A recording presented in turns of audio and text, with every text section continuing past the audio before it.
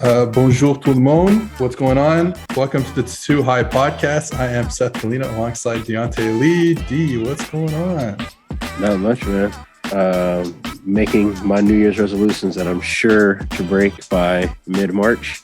Other than that, man, like turn of the new year means that there's a lot of stuff that's going to start happening in terms of my football life again. We were just talking. I was just talking with one of our bosses about, the combine and draft process and all of that. And it's crazy to think that that's this close, but we are at the end of the regular season and the playoffs are coming. So we get what feels like you think it's a break for about 72 hours. And then you realize the fact that almost 80% of the news, the actual news that goes on in sports happens in the off season. So, it's going to be transitioning from one grind to the next. How's everything with you? Yeah, I mean, I'm very upset that you've brought this news upon me because I was having a good day up until now. But yeah, transitioning to being draft analyst it has its moments, and getting to go back in and watch film, especially for teams in college football that I didn't have a chance to watch this year. Last year I was fully immersed in college football throughout the season, and then kind of had to go back and rewatch everything because now, watching it for one thing, to learn about what's going on in season is very different than watching it for a specific prospect or something like that. So this year, being that I'm more focused on NFL, I can go in kind of fresh. Be like, oh, I don't even know anything about Tulsa. You know what I mean? Like I did last year. I don't know anything about whatever team like I did last year. So I'm actually excited for that. I'm not excited for that. I don't know why I said that, but it is something to do with my time.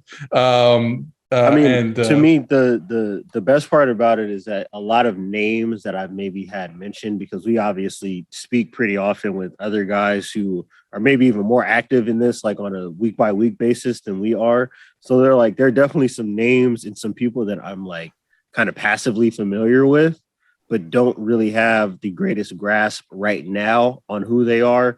So like, that's always cool, is you kind of go through these processes and you're like, oh, okay, I see why, 3 months ago in October, this is why you guys were banging the table, because you had this, whatever, 2 or 3 game stretch where it looked like this, or, I can see why this cooled off for this player, et cetera, et cetera. So it'll give me at least kind of a cool little retrospective type of look at what was going on in the season.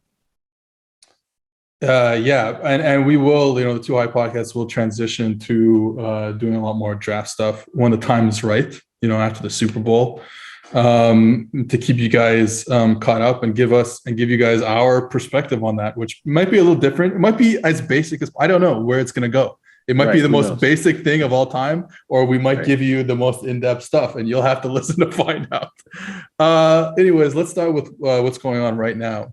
And the first thing we want to talk about is Antonio Brown leaving the field in a fit in the middle of the Bucs comeback win against the Jets. And I'll let you. I don't really want to talk about like the potential issues that he is going through, because I don't think that's fair to him. I don't think it's fair to put some mental illness or disease on him that's not true, because I don't think that would be fair to people who actually have those mental issues, if we're just going to go willy-nilly and throw terms on Antonio Brown. So I'll let you decide if you want to talk about that, and then if not, we can go right into the football aspect. I think I'll just touch on it really briefly and then kind of push forward from there, because I think it's just as poor form to be heavy-handed in response to some of this stuff as what I think the wrongdoing on the other end might be. Like, and in the digital sports media landscape, the one thing that I always have to be mindful of is there are certain perspectives or certain takes or certain, people that exist within this space that maybe get like an outsized representation of whatever it is that their beliefs or their statement may be. So I don't want to act like the entire football world was saying something, and it may have just been that I got a lot of it on my end, in my little corner of this space. But I think that my two biggest problems is that it feigns concern when you mention, somebody may be suffering from a certain episode that might be tied to a mental disorder. or something like that.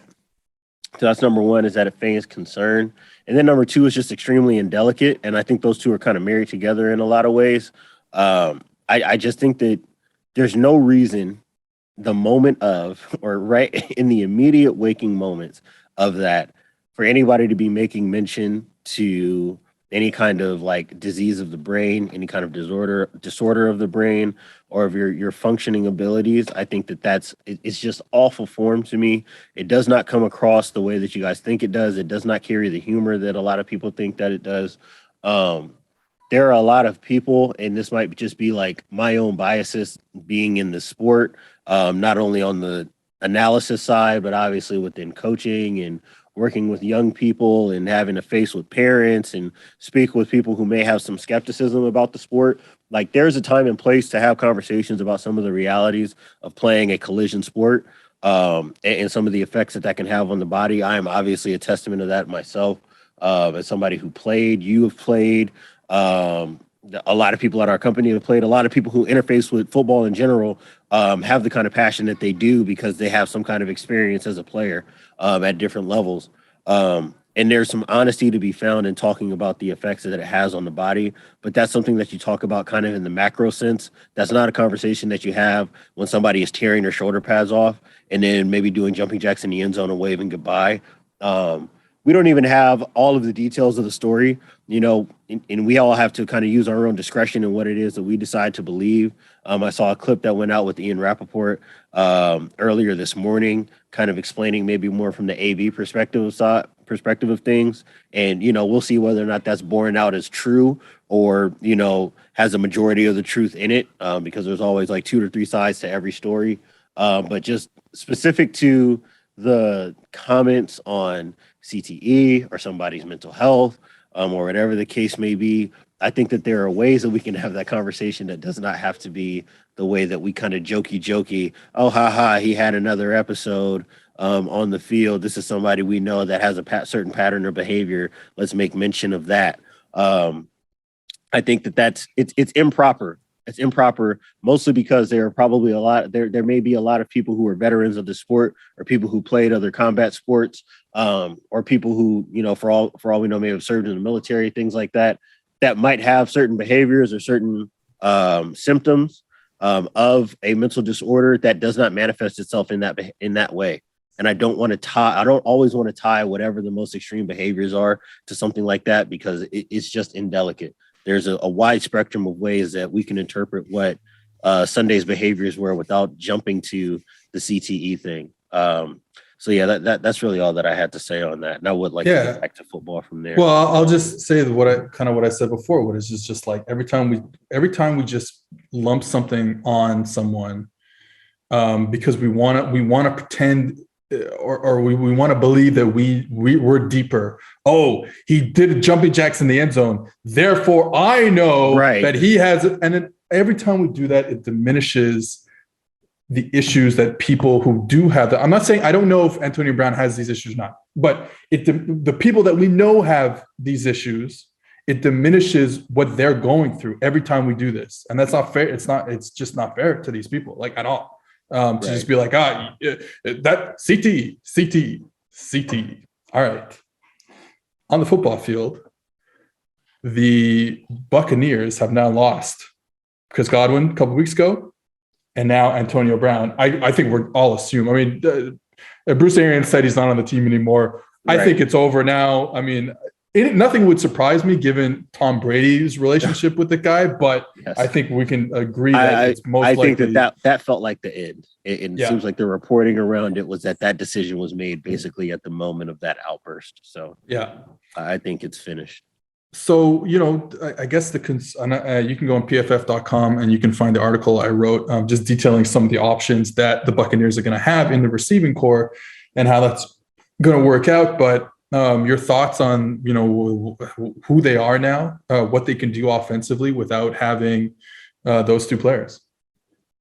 I mean, to me, it's like some of the concerns that you saw in that Sunday night game against the Saints, right? Like, it just puts so much on the shoulders now of Brady and this offensive line, almost more so than Brady, to like protect everything up. So that way he has the time that he needs to be precise with receivers that can't win against single coverage or can't find the open areas in space or don't have the same kind of chemistry with Brady that you would expect of, your Godwins, your Browns, et cetera, et cetera. We've seen what just not having Rob Gronkowski did to this offense earlier in the season.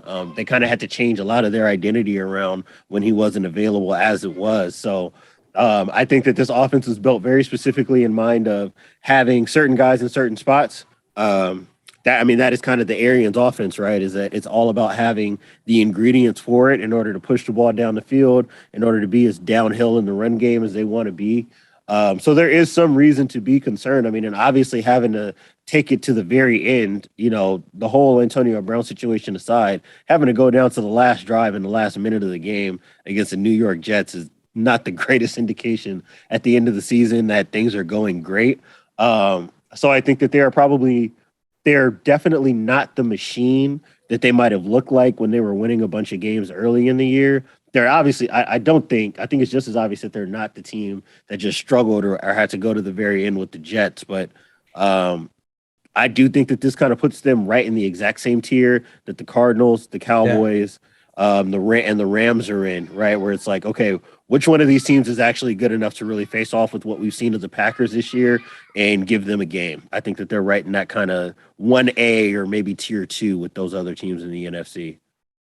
I think that like finding players to fit those roles is going to be very difficult for them, and the two roles that they've lost now. And I said this before, but I felt like Godwin is the key to the whole offense, and you can see how a lot of teams would line up when Godwin played, in the slot, which is his preferred position, and ways that they would try to bracket him. With the Saints, we talked about it a lot. I even saw the Bills do it too a bit. So teams were always going to try to deal with Godwin in certain ways and not let him get these one-on-one matchups with linebackers underneath. And you don't have to worry about that anymore. And we saw the Saints just not play stubby/bracket for the rest of the game when he got injured. They just felt like, well, we don't need this anymore. Yeah, let's not play cover one now. Yeah, like we're good. And so, what they've done so far is put Tyler Johnson in the slot. He is not a bad player, but are you going to get this? Brady's always needed that short option runner. Is he that type of player? They ran a couple of routes. You got some separation, but you're talking about the Jets here. Right. You know what I mean? Like, so I don't know going forward if that's a real option for them. That's who they're going to play, unless they find that maybe let's go back to Scotty Miller, who has barely played this whole season, and let him run those routes. I think they're going to give Tyler Johnson a chance in the slot, but it's very different, right? And now all of a sudden you can hold, we talked about this with the Saints. It's like the Saints were playing Malcolm Jenkins on top of those slot formations at a very low depth, right? In terms just to keep everything in front, but you could play behind them. Well, they don't need to do that anymore, right? You can play with one high safety deep. You can, if you want to play like cover two, whatever, like deep quarters, whatever. And you can probably get away with some stuff, because are you worried so much when you get that slot receiver, if it's Tyler Johnson or Scotty Miller, singled up on a linebacker or on any type of good matchup that you think is a good matchup? Like, is he going to win consistently? And is he going to catch the ball and get yak the way that Chris Godwin can do it? So that's the first thing, is inside. Teams are going to be a lot more that the playbook opens up for those teams, I think, a lot more defensively.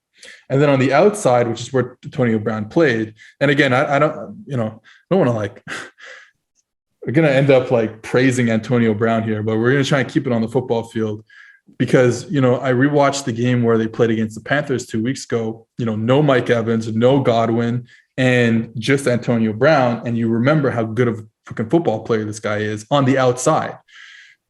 Just always winning one-on-ones on the outside, always getting singled up. And one of the cool things, this isn't really related to anything anymore, but one of the things that was always great about Antonio Brown was how he could push you vertically on the outside and still get separation underneath. Because if you're like running like a crow route or a comeback compared to like a 6-yard hitch route, anything under 10 yards, if you're running like a quote unquote static route on the sideline, you have the chance that a zone defender can come underneath you and take you away. Once you push vertically past 10, it's one-on-one. And he was always so good at winning those one-on-ones, even for a smaller player down the sideline where you couldn't give help to him now. And once you couldn't give help to him, it was over. You were cooking. You saw it in the Panthers game a lot. So now who takes those routes? They tried Cyril Grayson, who has 11 career receptions, and 9 of them have come in the last 2 weeks. Right. He had a good comeback. It was an okay route. I thought they caught it a comeback on 3rd and 20. And then he gets that over the top shot at the very end of the game, on the fade or whatever. Yeah, when they kind of busted. Is that enough? More of a coverage bust than anything. Yeah, and so it's like, well, that's your guy now on the outside running those type of routes. I don't know. I mean, you just got to assume that, and maybe he blows up. Like, I don't know, but you just have to assume that a guy who's been on practice rosters for the past 5 years is not going to blow up in any meaningful type of way, which puts a lot of onus on Mike Evans. Yeah, I mean, him and then this offensive line in the run game, like this changes the dynamics of balance. I think that, it's funny. We continue to bump into the same kind of themes that we've been talking about both in the college and the NFL level throughout the offseason and the year, right? Is like the dynamics of balance change based on what you can and can't do in the passing game. So if you don't have the same kind of verticality in the passing game, if you don't have a top flight slot and 2 outside receivers that can work through the entire route tree, that does change what balance looks like within your offense. So, now it becomes a matter of like, are you managing 1st and 2nd down now instead of attacking the way that we know that Bruce Arians and Byron Leftwich has wanted to attack since Brady's been there? And what does that do to the offense? Like, to your point, now on every 3rd and 6, just like the whole stadium is going to know that you're working the ball to Mike Evans because that's basically your last ball winner. Because they don't necessarily have like running backs who can kill you on screens or as yak guys on checkdowns or anything like that. So that is a concerning thing long term. When you think about a team like the Packers, who's at the class of the conference right now, and the way that they play in coverage, if I'm a Tampa Bay fan, I've got to be looking at like we want to end up on as far away, the opposite side of the bracket as possible from Green Bay, because that is a kind of defense that can cover your guys. They have a number 1 corner that can deal with the Mike Evans, that can allow them to do what the Saints have been doing to them, which is play super tight in the seams and those underneath areas. And that becomes an issue. And then they've got these big, these humongous pass rush types on the interior that can do what the Saints are doing as well, right? Which is like just affecting the pocket so that way Brady doesn't have perfect rhythm stepping into his throws more so than trying to get sacks. So that, if I'm looking at that situation, I want to be as far away from the Packers if I'm the Bucs as I can be right now. I think that, let's say we take the Packers and the Bucs, and we look at the fact that the Packers don't have a ton of secondary receiving options outside of Davante Adams. I think if you were going to pick, and let's say Adams is a tier 1 receiver, and let's say Evans is a tier 2 but pushing tier 1 type of receiver. Right. And honestly, he might even be a tier 1 receiver. Right. I don't even care. Say, I'm not going to argue. It's like whatever. They're both really, really good. Yeah. You would probably, if you're going to pick a one type of receiver to have, you would probably say, I want Davante Adams as my 1-1-1 guy. Whereas Evans is a great player, but I don't know how much offense you can run through him. That is my concern. And another thing that I looked up before was, he's one of the best over-the-shoulder catches type of guy. Put him one-on-one, let him just go throw it up and let him go get it. He's been kind of okay this year. It's been his worst year in terms of making those type of plays in his whole career. So now, that's going to become a big part of their game. And if they're not hitting those plays, which they haven't this year, that can be concerning, but I do think Evans is more than that. He is a really good receiver, and they line him up in the slot a lot, and they do a lot of stuff with him. I just think like that concerns me if they're not going to hit those. Now, it's Brady and Evans. They can start hitting those, and you wouldn't be surprised because they did last year. But you never know. And the thing with Gronk is like, he's hot and cold. He's a Hall of Famer. When he's hot, he's great. Weeks 12, 13, 14 looked great. Remember the Colts game? I think there was a couple other games in there. They looked really good. All of a sudden, now you're bringing him up in the pecking order. Mm-hmm. So you're seeing the Saints game where Evans and Godwin are out and he has to be a playmaker. It didn't happen. And then you're seeing the Panthers game where it was just him and AB. It didn't really happen. And then you're seeing again in the Jets game, he made a really classic Gronk catch over the middle. But besides that, it hasn't been there. So I just wonder if, yes, he can be a really great third receiving option.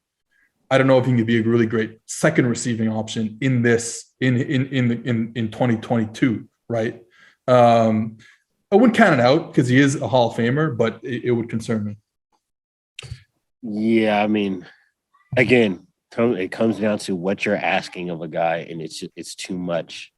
It's too much. Like he has passed the point in his career now where you can ask him to slot himself up, 1 to 2 spots in the pecking order.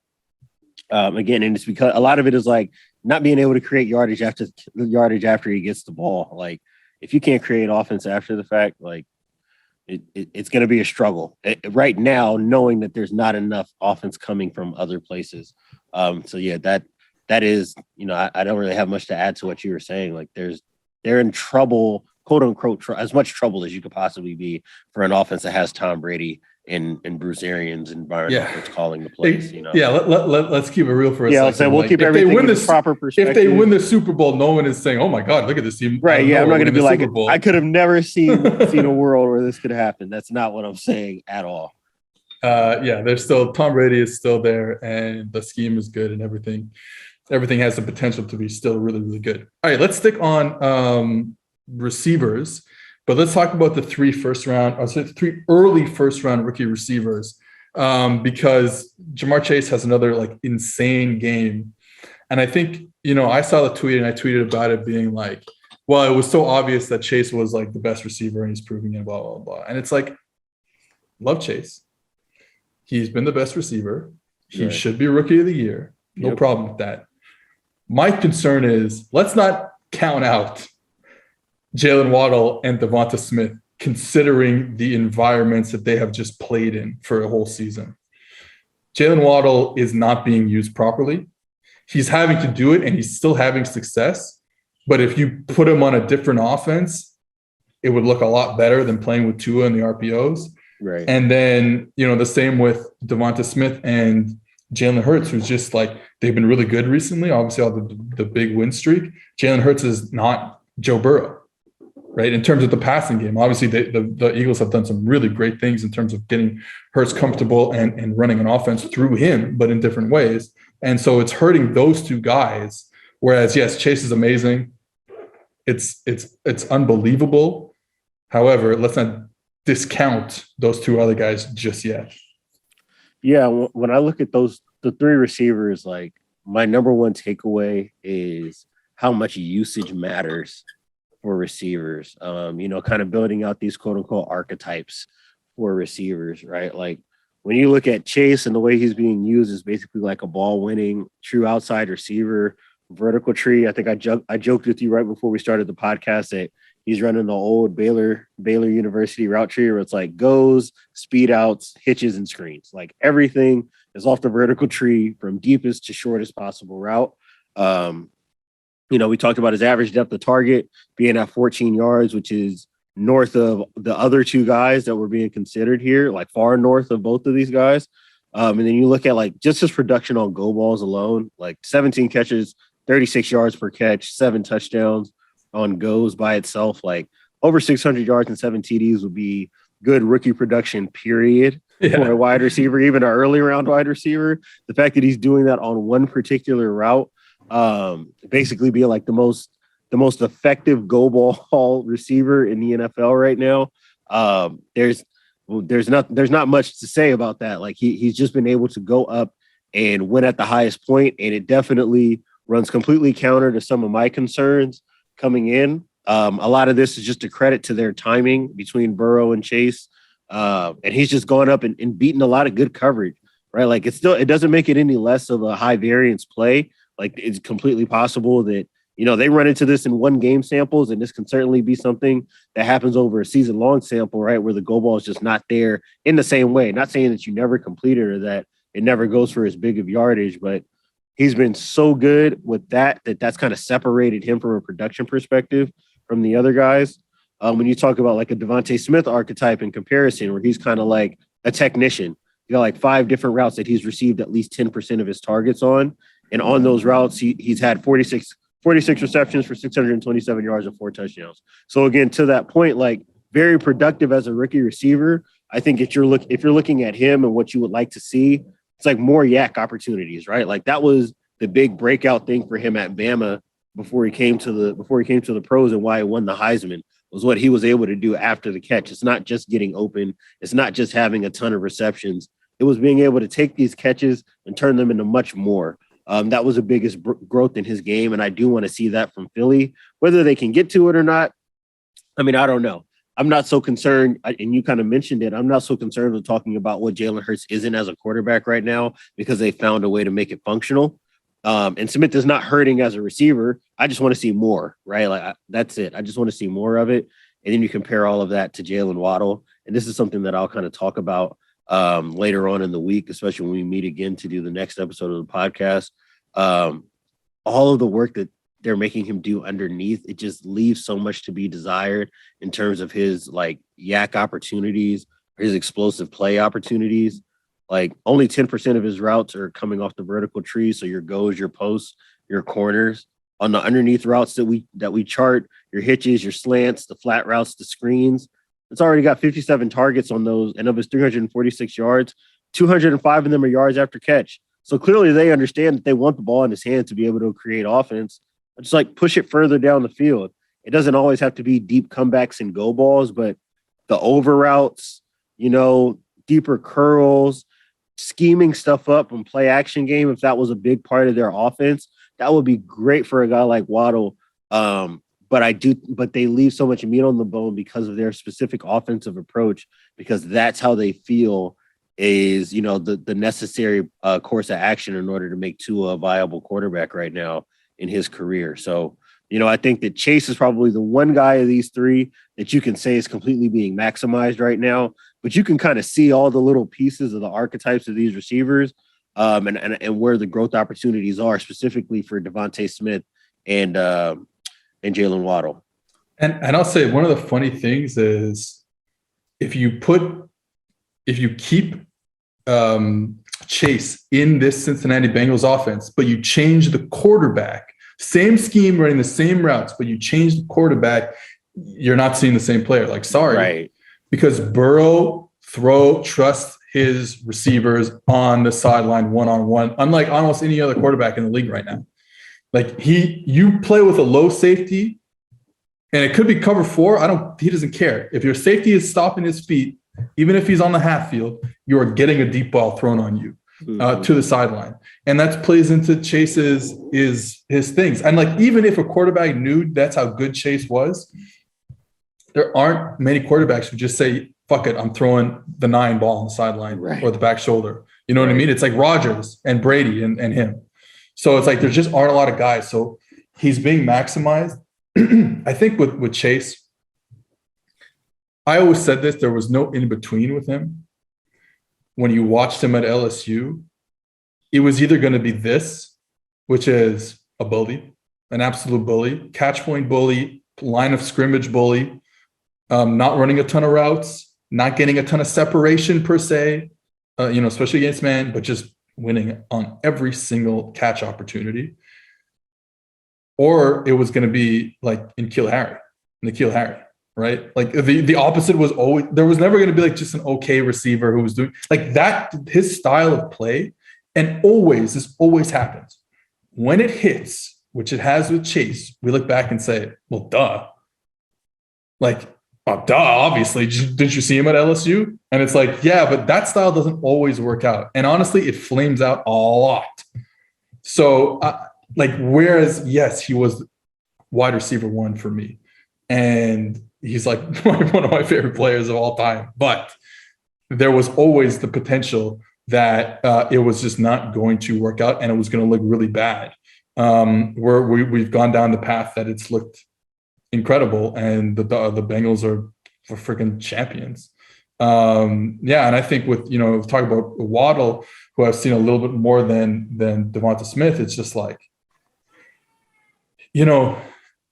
especially you want to see him on these play actions, get his speed open down the field, running, whether it's a crossing route or running the post route or running the corner route on these play action concepts. But you don't get that from a shotgun play action team as much, and that's who the Dolphins are.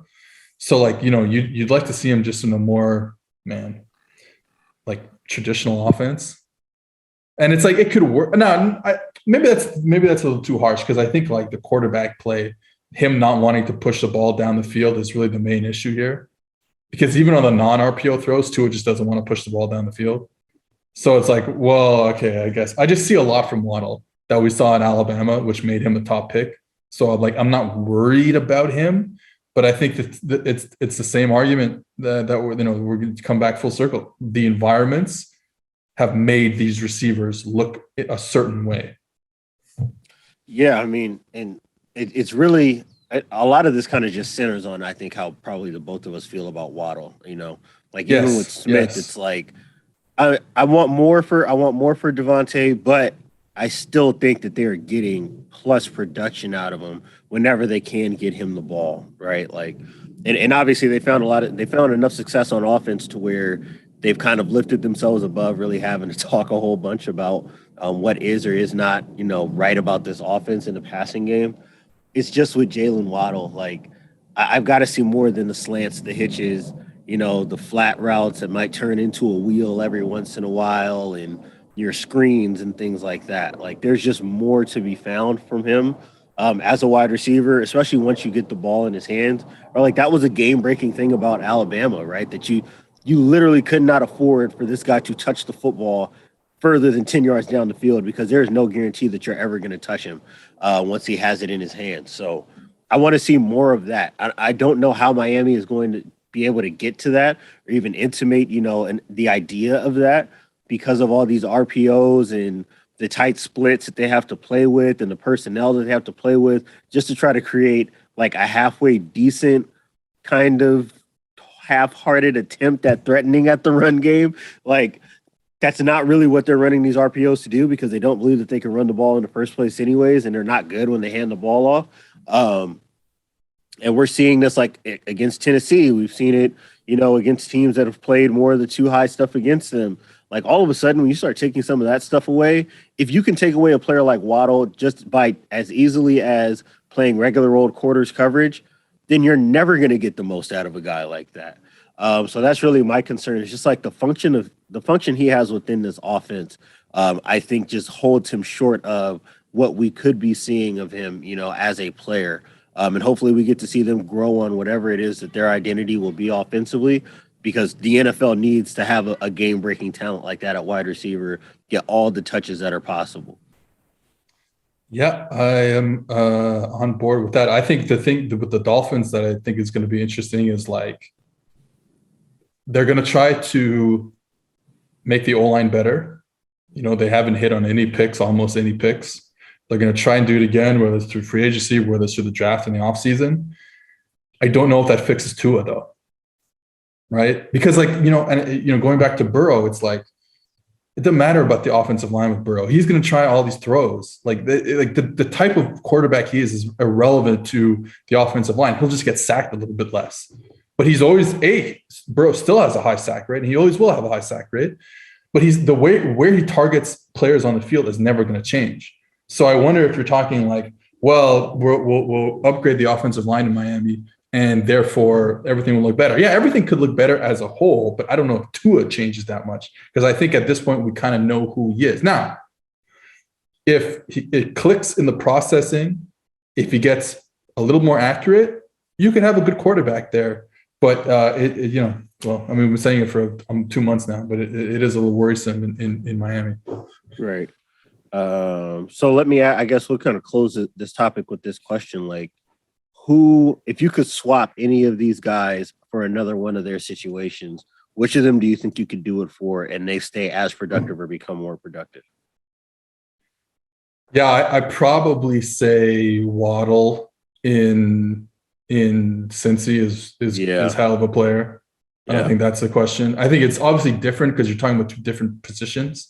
More of a slot guy versus an outside guy. But even But with let's that, say I let's think say he replaces like Tyler Boyd or something. I was gonna Like say you're like fine. Like that's good as hell, man. the You're skill good. sets that they have Yeah. around, like you could very easily just say like, okay, T Higgins is X now. Like that's fine. Yeah, Like, exactly. you Like know, there's like no the Bengals have just such a nice complement of skill sets around Joe Burrow that yeah, I could absolutely envision them dropping Waddle in and saying like, hey, instead of just being completely 11 personnel shotgun spread, we'll play with tighter splits because this guy's yeah. maybe a little bit smaller, even though he can win against press, and we'll just manufacture over route galore. And the second you start squeezing in on those, that's when we'll take our deep shots to Yeah. a T Higgins type. So yeah, I would say, I mean, and it's not just Waddle because I think if you drop Devontae Smith in and he replaced Tyler Boyd in the slot full time, that you'd be looking at a high level of production from him as well. So yeah, I think that But yeah, but I will say if you dropped Devontae Smith in and you replaced him with T Higgins because he's more of an outside guy, right, that I don't think works as well. probably not, probably not. Yeah, Because I think again, I because agree. of the way Joe Burrow likes to play quarterback, he probably needs a tall body. He needs Jamar Yes, Chase on one side, and he needs a Terrace Marshall tall body on the other side. right, Right? Like right, that's what we remember. All right. right, let's get on with it, and let's get into, in my opinion, my favorite segment that we do here, and that is, of course, who is the best bad cornerback in the NFL right now? Of course, sponsored by PFF. Okay. Right now, you can go on and get 25% off any PFF subscription if you use promo code TWOHIGH, TWOHIGH. Grades and data are live for every single player who logged a snap last week. What can you get with PFF subscription? You get me and Diante, and really that's all that matters. That's it. And you get all the betting stuff. You get all the articles, anything you want from PFF.com. Player prop tool, which is really good. And yeah, support the pod. Use promo code TWOHIGH, TWOHIGH, for 25% off any sub. Honestly, you should have already used promo code Elite Up for 50% last week, but you can still go on 25% off any sub. All right. So who is the best bad cornerback in the league? Mr. Lee, you had a day yesterday on Twitter trying to defend your stance on Trevon Diggs. You have as much time as you'd like. Have fun. Go at it. Where do I start with? Okay, so the number one thing I will say is like I'm going to focus this in on one particular topic within Trevon Diggs because I think that it's the most indicative of who he is as a player right now, and that's how he plays in man, right? Like the one thing that we know about Dallas is when they want to play good coverage, they're going to play cover one. There's going to be a safety in the middle of the field, and they're going to play man everywhere else. They've built this entire defense around rushing four, or rushing five with So I say Parsons. there are five. I feel like they're a big five-man At rush this man point now, team. yeah, it's like basically like bear rushes, Yeah. and playing cover one, like it's very classic, style of defense. So in order to, and I kind of tweeted and hinted at this yesterday while I was just being absolutely bombarded with Cowboys fans. But I looked specifically at the 36 corners that have played at least 100 snaps to cover one, right? Like I feel like this is a good enough sample at this point in the season. I think this is representative of what you would consider to be your elite peak level, corners playing man coverage, right? So of that 36 guys, he ranks 30th in coverage grade. And I'm only throwing that up front because I know that people get very particular about our grading system. I'm just throwing that out there so that way you guys understand where he stands in terms of PFF's coverage grade. But even if you want to look at other metrics, you have the most first downs allowed in man. He has the third highest first down and touchdown percentage allowed, the most yards allowed per snap and per coverage target in cover one. He has the most 15-plus yard receptions allowed in cover one. He has the fifth highest open target rate in cover one. His yards per catch allowed is over 20, and it ranks second most. I will recognize the fact that he's second in picks in cover one. That's awesome. But if you look at this in totality, the entire picture, what this debate ultimately comes down to me is like whether or not you believe that interceptions are a skill or a trait. I don't know that. I think the interceptions are an outcome. I don't believe that interceptions certainly not for trait. cornerbacks. Right. I'm like anything. It's an outcome because your ability to get interceptions is not wholly independent on your ability to catch the football, right? Like it does require some cooperation from the offense. Now, like I do subscribe to the belief that there's a difference between turnovers and takeaways. And some of his picks are impressive. He has some of the best interceptions this year. So it's not just volume. He has a lot of high quality picks as well. And it's not, and my argument isn't like take away the picks. Leaving the 11 interceptions that he has exactly where they are and still taking in the entirety of the picture does not paint a picture of a defensive player of the year candidate. It paints a picture of a corner that's getting burnt often, but also catches the ball when it's thrown his way a decent amount of times, definitely more than what you would typically expect of a corner that plays as much man as they do. But that doesn't mean that he's playing well in coverage. It just means that he's forcing turnovers. I don't think that you would ever say that Charles Tillman, who I loved as a defensive back, that you can derive value of, his skill set as a DB because of his ability to force fumbles. That is one thing. His ability to force fumbles is an outcome of plays, and it is a skill set that he was able to build over years. But that's independent of what's actually happening when the ball is in the air. He's not a good cover corner right now. It's not to say he will never be. But if you're looking at like some of the rate metrics and where he ranks amongst his peers, he's having one of the worst seasons as a corner in the NFL. He just happens to force a ton of turnovers, which has its own value. And you want to make sure that you're reflecting that value in your analysis. And I would never, kind of turn a blind eye to that. But that doesn't mean that we turn a blind eye to all the other stuff, because everything else I detailed does not paint the picture of a guy that would ever win Defensive Player of the Year. So that's kind of where I'm at with it. For you, you were kind of like a neutral observer here, or one of the people who was kind of chuckling as I was trying to fend all these people off. Is there an argument that you see that has merit on the opposite end, or really is there a hole in the argument that maybe that I'm making? I talked about this with Sam. Steve is the guy who on our side that put up the initial tweet that I was kind of bouncing off of, anyways. Like, is there a hole in the argument by pointing some of this stuff out?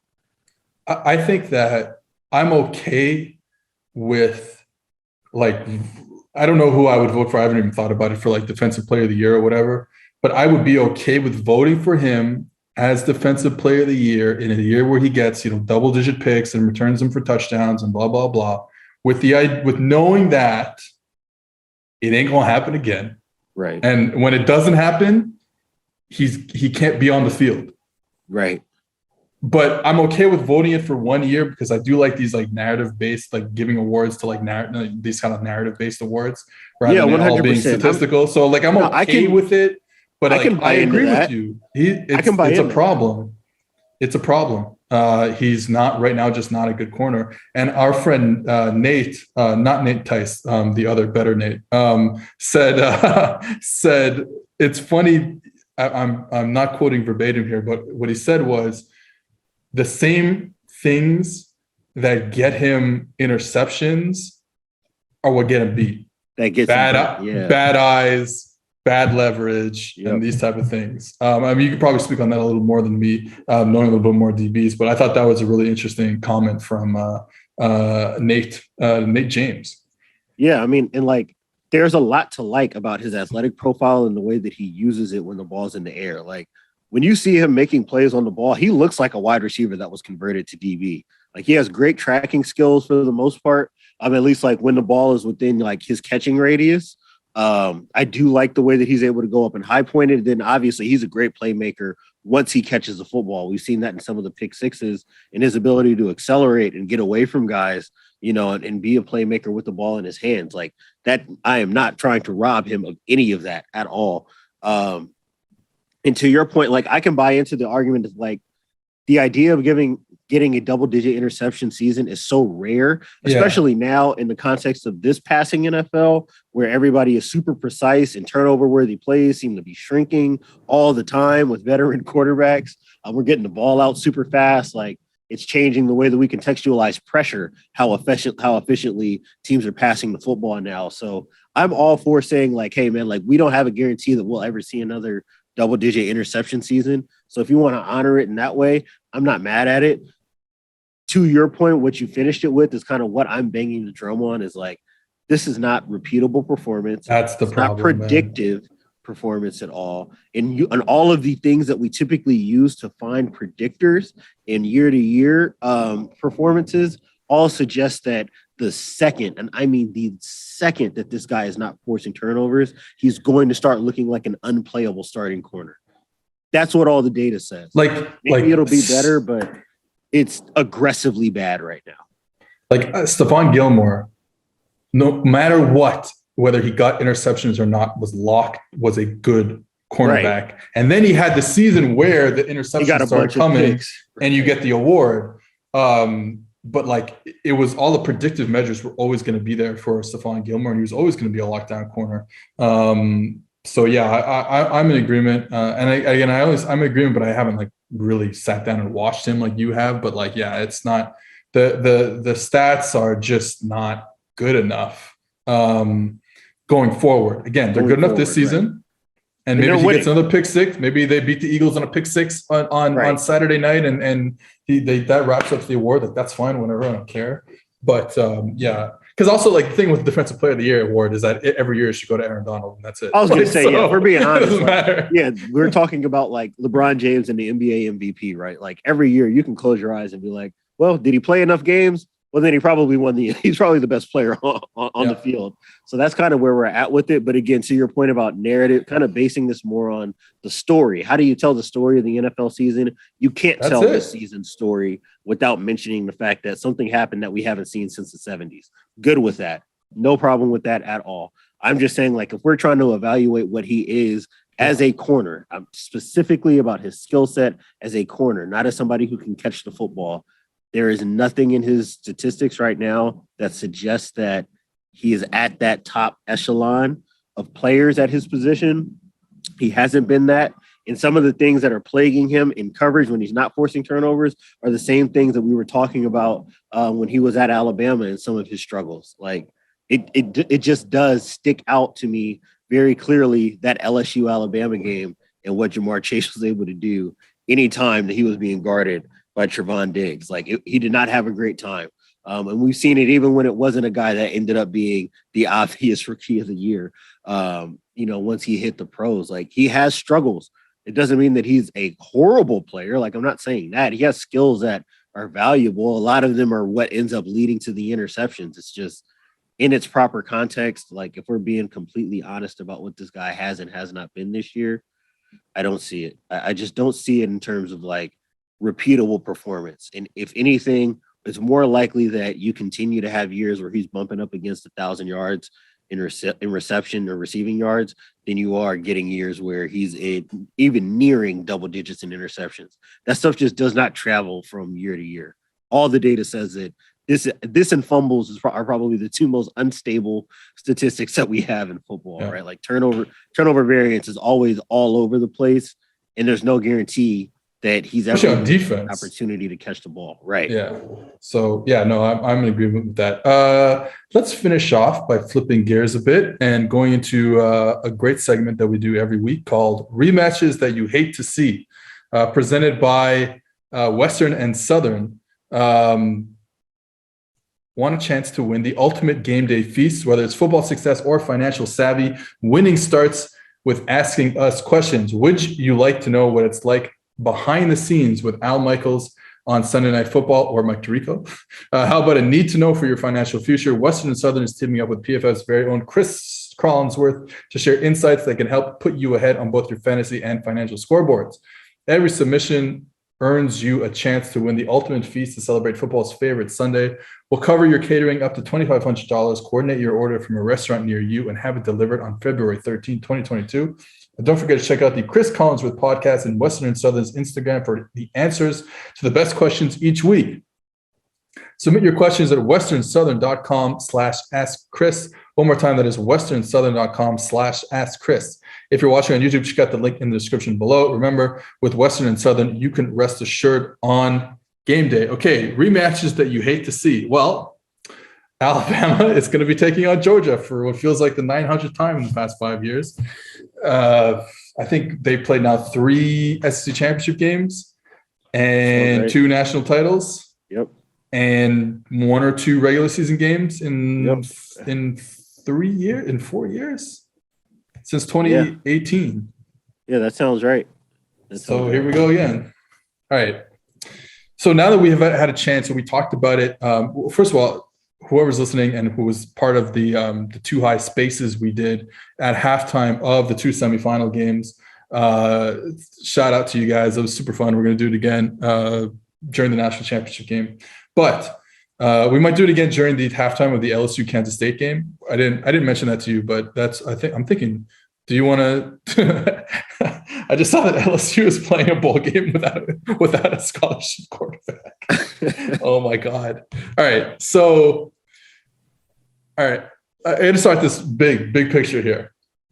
There's a lot of shit that's going on in college football. Yes, there's a lot of issues. The game is going to look the sport of college football in 10 years is going to look unrecognizable, in my opinion.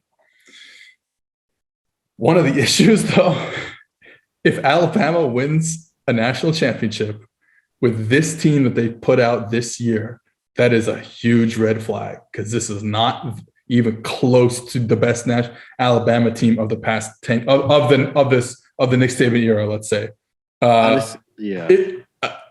I'm going to go out on a limb. I don't give a shit anymore. It is probably closer to this first team than any of the national champions that they've had. It is just a weird team that has just accumulated too much talent to lose enough games. Like I said it right before we jumped on, right? I was like, the comparison point I made was like the Kelly Bryant Clemson team. If that Kelly Bryant Clemson team never had to play Alabama in the playoffs, yes, that's how you end up with this Alabama team in the national title game, is because they got to play Cincinnati. Like, I can be sold on the fact that if they had played Michigan, that Michigan might be playing Georgia in a national championship game. Ohio State, they beat them. Ohio State, Oklahoma might beat them. Yeah. Especially like Oklahoma, when they're playing, the way they looked against Oregon was like, okay, they've kind of put everything kind of back in order offensively and defensively. Dude, that team could have beat Bama. Clemson maybe could have beat them this year. If you get that one game from DJ. I would not have been blown away. I wouldn't have been blown away. If you get competent DJ play with the way that their defense looked when it was locked in, like, yeah, that team could have beaten them. We saw Texas A&M beat them, and Auburn basically hand them the game back. I could see Pickett and Pitt could beat them. Yeah, like it, and all of that. And it sounds so dumb to say this, because I keep trying to caution myself against going out and saying what I really want to say about how this game is going to play out, because it is just so possible. I can see the world where I say all of these things about what Alabama is not, and then they go out and they boat race Georgia again, because maybe they just got them sorted out. Yeah, because Bama does do some good things. What we're saying about we're not to say that they did not merit, an opportunity to play in the playoffs. They were 11-1, and they finished the year as one of the 4 best teams. Is what it is, for sure. But yeah, when I'm looking at them and watching Cincinnati just run like regular old twists and stay in the face of Bryce Young and see Bryce Young struggle with pressure, and obviously you have the turnover forced on one of those stunts in his face. Basically, Brian Robinson being all the offense that they had to rely on in order to make this happen for them. I'm not impressed with what I'm seeing, man. I'm not impressed with what I'm seeing. And to your point, like, I kind of need Georgia, the team with like the 80% blue chip ratio, to go out and win the national title. So that way I can rationalize that by saying, like, okay, the team that was clearly more talented than everybody in every game except for one, for all but 60 minutes of the season, going out and winning the title, that makes sense. I got no problem with that. But for this Bama team to look the way that it's looked at different points in the season, not just in their loss, but against Tennessee, against LSU, against Auburn, like I mentioned, against Cincinnati, no, that team can't win. That team can't win. Sorry, I won't accept it. Yeah, I mean, to me, that's what it is. And they haven't, at the beginning of the year, they weren't really great on defense. And Bryce Young was kind of carrying them a bit. And then they've kind of flipped over and become not great on offense. And then that's kind of been like, man, the issue with this team is that it's so reliant on Bryce Young being a superhuman player. And there have been long stretches, and the Cincinnati game is one of them, but there have been long stretches. The Auburn game comes to mind 100%, where he hasn't been that Superman player, and they've been horrible on offense.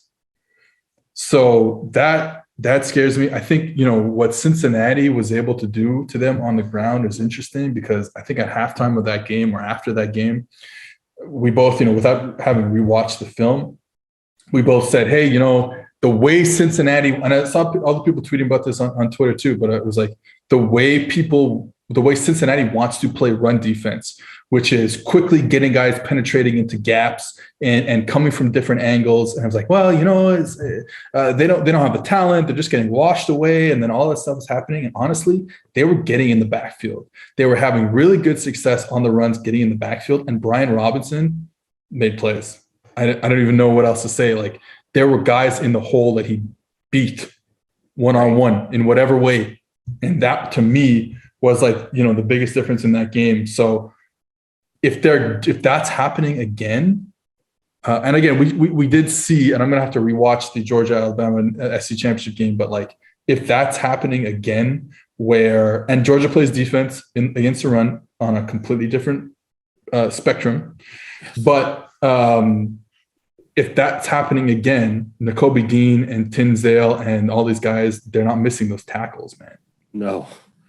And like, so specific to the scheme that you were mentioning, right? Like, Cincinnati does like to play up the field, and they want to use those overhangs to kind of fold in behind them to basically clean up the play if they don't get a TFL. And a lot of the stuff, like, at first I thought that it was just kind of bad schematically or a bad matchup for them schematically.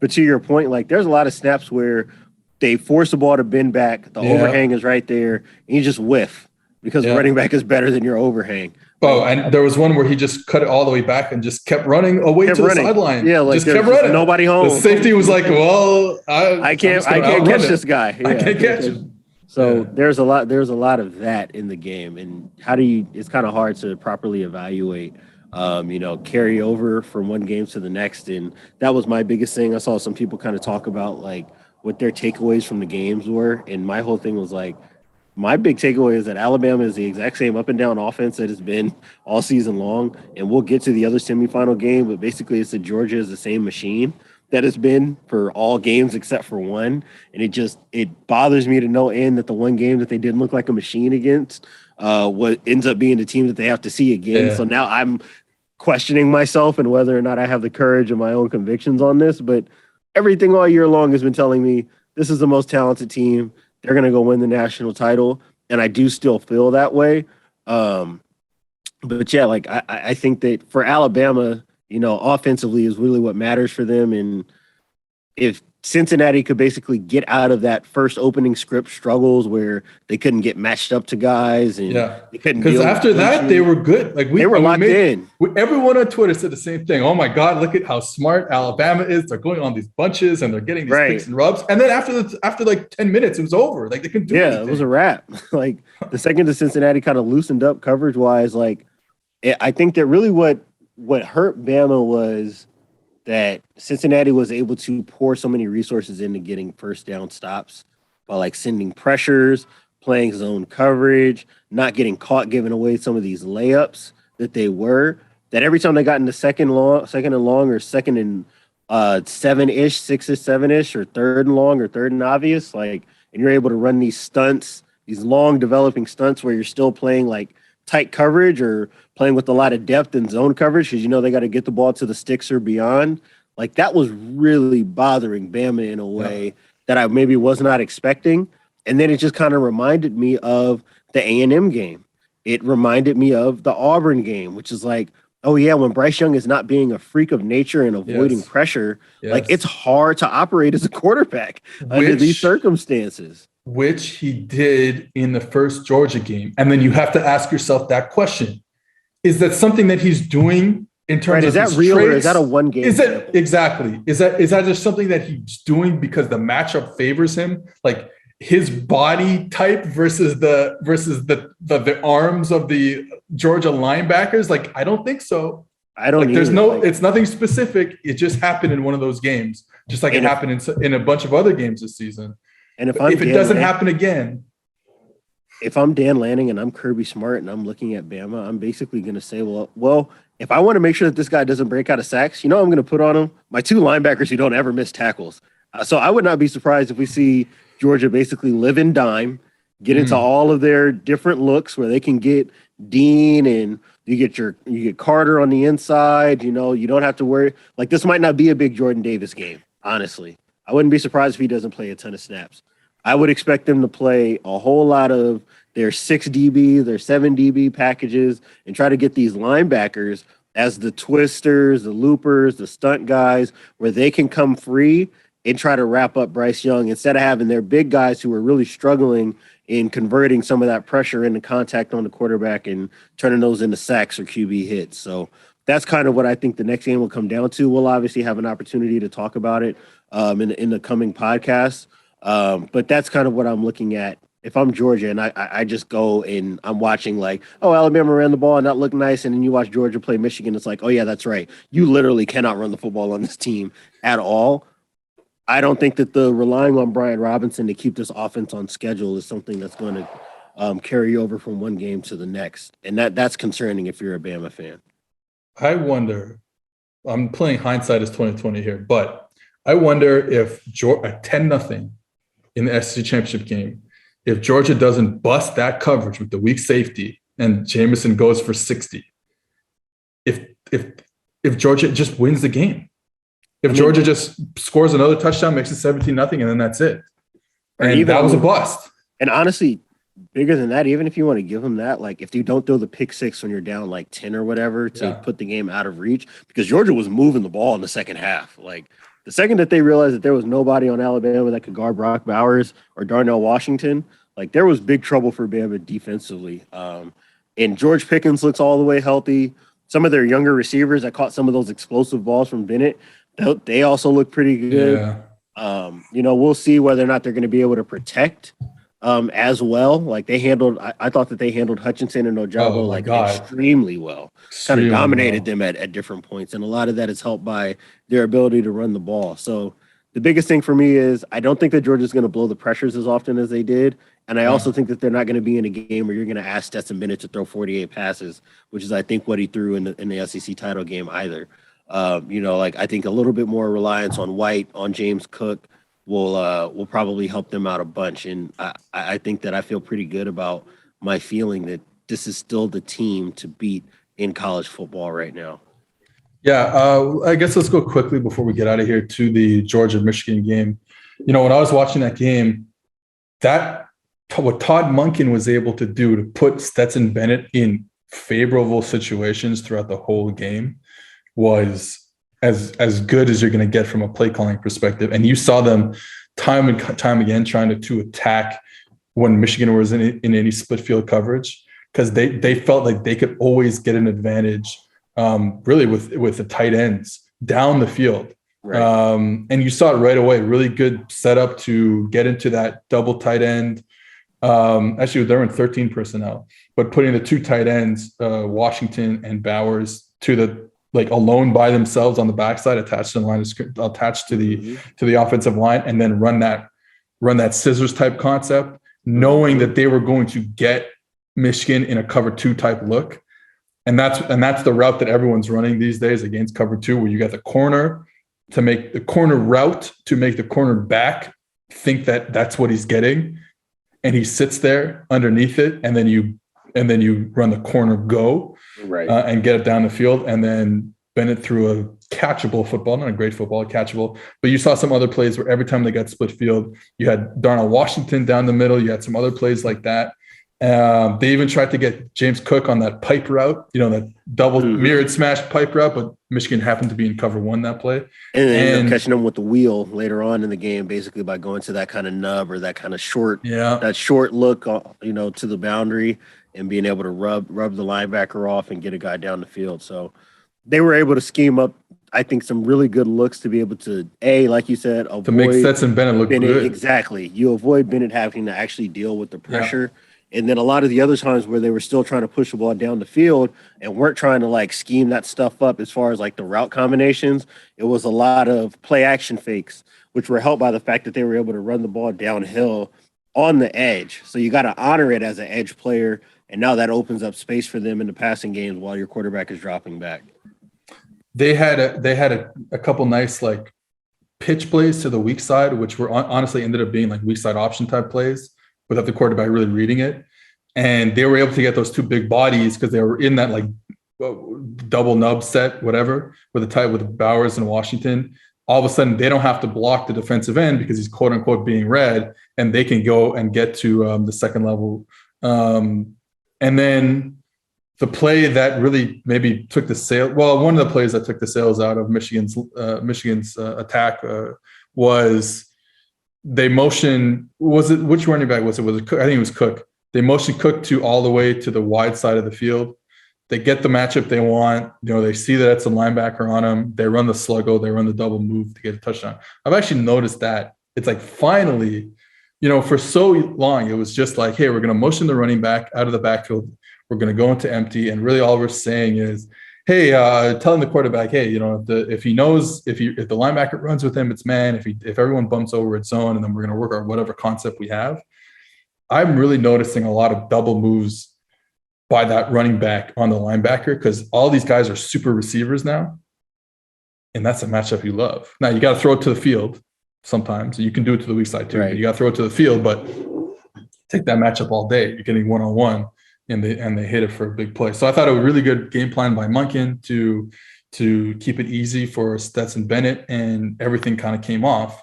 And you're hoping that you can get another game plan like that because, as we've seen, you don't want Stetson to have to work through progression, especially against an Alabama team. No. But besides that, I thought it was a really good game plan. Yeah, I mean, I don't have anything else to add from there. Perfect. You know what I have to add? What's that? The Too High podcast is sponsored by Manscaped. Cheers to 2022 and resolutions you can actually keep. How great upgrading your grooming routine for the new year. Our sponsors at Manscaped are here to make the ball drop into